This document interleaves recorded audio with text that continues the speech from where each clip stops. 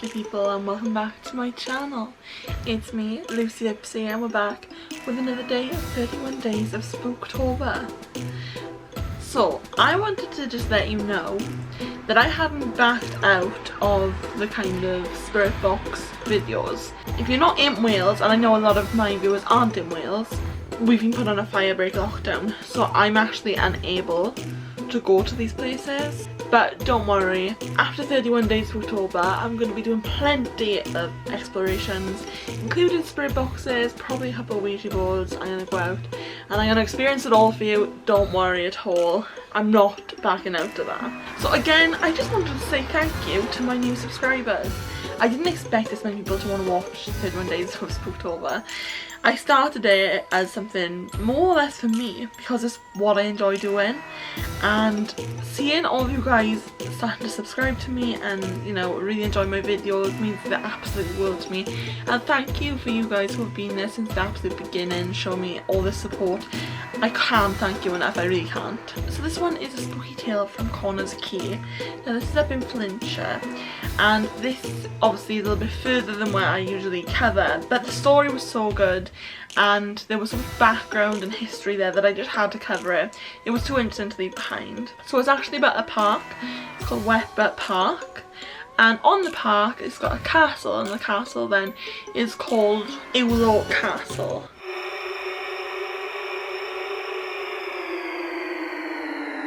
So it's like 160 acres of country park, so it's absolutely massive, and it's actually built next to like a really ancient forest. So if that's not creepy already, I don't know what is. Underneath the park are coal pits. They were dug out in the Depression in the 30s, so they've been left behind and they're just basically empty holes underneath the park. The park is full of waterfalls, bridges. It's just got really nice scenery. And Wetbutt comes from the word in Welsh Gwybre, and it was actually known as that for a while, Gwybre Park, and translated is kind of like water hill, which makes sense with a lot of the waterfalls and stuff like that around there. So you can actually see a lot of the old halls that used to be there. So they are now the visitor centre, and behind that, let's just dive into a little bit of a short story here. There's a pet cemetery. So the family that lived there actually had a couple of dogs, and when they died, they did the weirdest things. So they would erect these tombstones, okay? Now, one of them says that the dog was killed because he ate lamb without mint. Like, he didn't have mint flavoured lamb, he just ate the lamb. I mean, it's a bit cruel, isn't it? Then there's also a grave, and I'll insert this here. It says Morgan, aged 3 years old, killed 30th of November 1989. Slow mover, ran over. This family were nuts. Who puts that on a dog's grave? Who gives dogs graves anyway? I mean, I would, like, but we don't want to think about that. God no, please don't. So it's actually near the English border, and back in 1066 the Normans obviously came in, Battle of Hastings, and they started off by giving pieces of land to their supporters. So they started this off in England, and once the land got sparse in England, they started to come over to Wales and they started to give out land from Wales. Obviously, this being on the border to England, it was the first place that they took land from. So it's not actually clear when the first fortification was built. However, the castle seen today was built by Llywelyn ap Gruffydd, and he was the Prince of Wales. He built this in 1257, and he didn't have it very long because Edward I in 1276 took all the territory east of River Conwy. So obviously he took then the castle and he used it for like a year, and then the year after he decided he didn't want it anymore, he wanted posher, better castles, and then he ended up actually just using it for rocks and rubble, and it just deteriorated to what you see these days now, which is just a wreck of a castle. The castle was passed back and forth quite a bit between the English and the Welsh because of it being so close to the border. They wanted to gain authority over the castle, however it kept coming back to the Welsh, back to the English, back to the Welsh. And then 1282 marked the end of the struggle between the Welsh and the forces of Norman England. So that was a 200-year struggle, but then it stopped there, and the Welsh came back to the castle and the English just went back to their side then and had all their stuff for themselves. So, the ghosts. This is really interesting. So there's actually a named ghost in this place. There's Nora the nun. So she is the most famously known ghost that hangs out in Wepper Park. There's so many stories on her. So the facts are that she haunts the Rosie Pool, and she's been seen by hundreds of people who go to the park walking along the top of the waterfall. Now let's go over all the stories that could possibly have led Nora the nun to her death.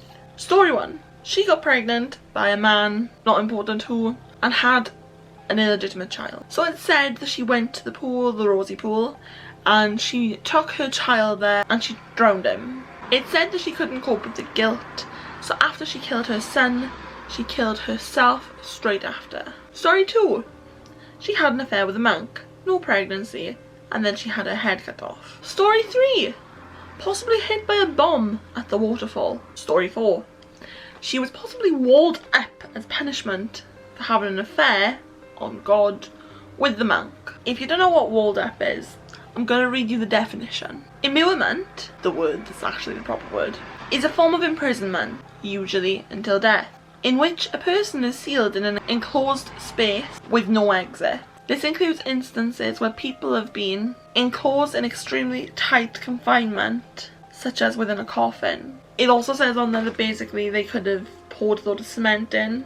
So they opened up a wall, put her in there and poured a load of cement in to just secure her in place until she just suffocates and dies basically. And then there's the last story, which is the most common legend that we hear to this day. It said that Nora was a nun at the castle, and one day she met this handsome castle guard.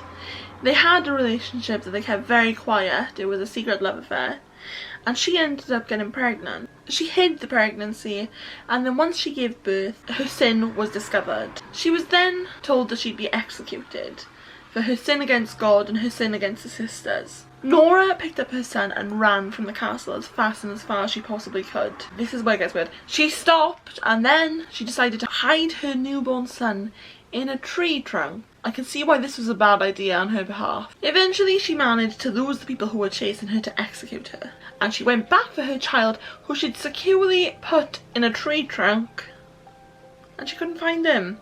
She then searched all day and night for her child, every day until she died, and now she's looking for him around the castle basically. I don't know if I need to say this in 2020, but if you're ever running away with your child, don't hide them in a tree, guys. Doesn't work. So the sightings of Nora the nun are all very similar, however a few of them differ in what she actually did to the people who saw her. There's one where a man was walking his dog, it was midnight, it was obviously dark, and he said that his dog got really panicky and started barking in the direction of the waterfall. So he looked over and he could see someone walking across the top. Naturally you'd be a bit concerned about someone walking across the top of a waterfall. And then he said that when he looked back, he heard a humming noise. So he could hear her singing to herself as she walked across the waterfall. And then he remembered the legend, and it dawned on him that he was actually seeing Nora the nun. There was also a little group of boys, they were very young, and they were all playing in the park, and one of them actually said, look at there, there's a person on top of that waterfall, and nobody else could see her. But she was stood there, humming to herself, just watching them walk past. He was the only one that could see her though. And then there was a couple who were walking in the park. Now it was said that the wife looked up and could see a woman. She showed her husband and he was like, I can see someone but I can't see who she is, you know. They carried on walking and they looked back and she'd gone. So they walked up to the top just to see if there was someone there who needed help. And once they got to the top of the waterfall, she was at the bottom. And then the man felt very cold hands on his shoulder. It freaked him out so much he never went back to the park. There's also the spectral dogs. So this is a pack of dogs that are said to haunt the park. Now I don't blame them. If they're the dogs that they were putting in this tombstone for eating lamb and being slow at moving, then I would haunt the place too.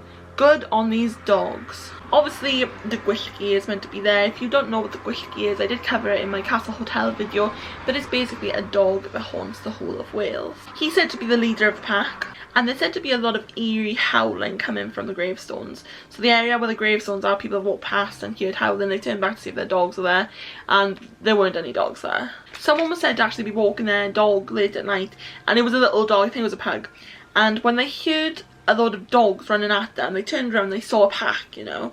The one in the front looked particularly aggressive, had his teeth out, his eyes are kind of red. So she picked her pug up and kind of walked a little bit faster. That's the first thing you do if you have a small dog and you see big dogs running towards you. You pick up your dog, don't you?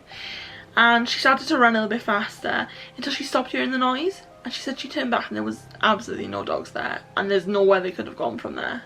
Did she see the spectral dogs? I think so. The place is also known for its cannwyll corff, which is lights seen in random places, the headless monk that shows himself every now and again, horses charging through, an agonising scream, and a marching army. So it said that you can hear drums and men marching. It's more of an auditory kind of haunting because nobody's ever seen them, but they have heard them plenty of times. And sometimes you hear the sound of swords fighting. He said that if you go to the top of the castle Rex, something will push you lightly and it'll make you feel like you're about to fall, but you never will. Maybe it's in your head, maybe it's something that someone's tricking you into thinking. And to top it all off, guys, there's a pond on the site called Devil's Basin. Who doesn't love that?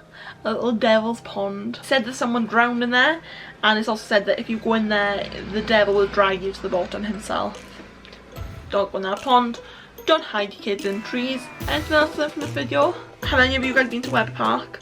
I know that it's like not that far from me and I would like to go one day. So once this lockdown's over, I'm gonna definitely go to Webb Park, do a little setup there, maybe a spirit box or two. I hope you guys have enjoyed this video. If you have, let me know in the comments.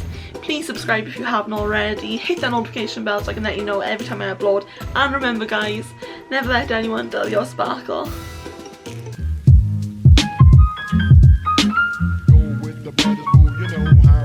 It's not for me to say.